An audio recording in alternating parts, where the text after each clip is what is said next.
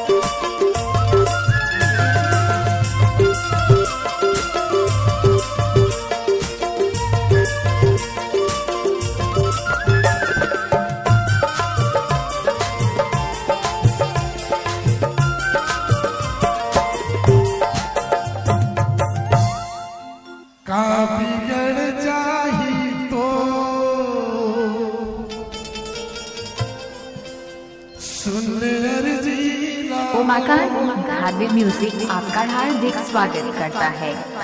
तोर फुलवा दमकत चेहरा मन से कंदे वो सुख दे कंदे वो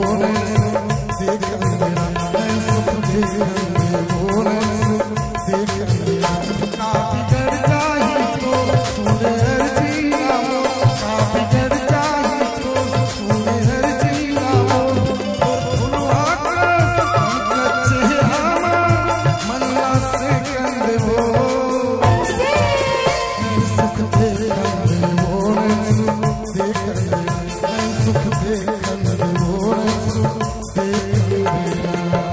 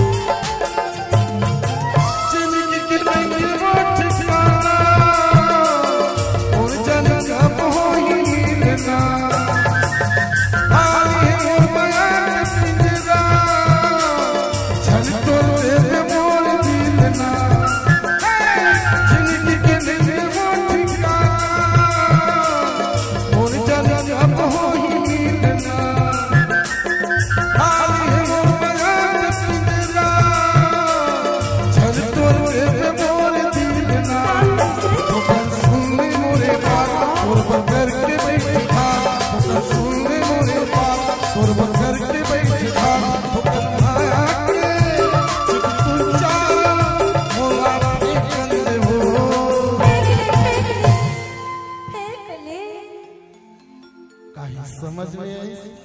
आई से पर वही थोड़ा थोड़ा नहीं भोगली हंसते से ला मैंने जब भोगली नहीं समझेगा तय दिल को के प्यार से मुस्कुरा के तय बोलबे त कबर भी समझगा जी माने शांत और भाई का चंद हो तो सुन बोल अरे जोड़ी तार मोर पोती निहार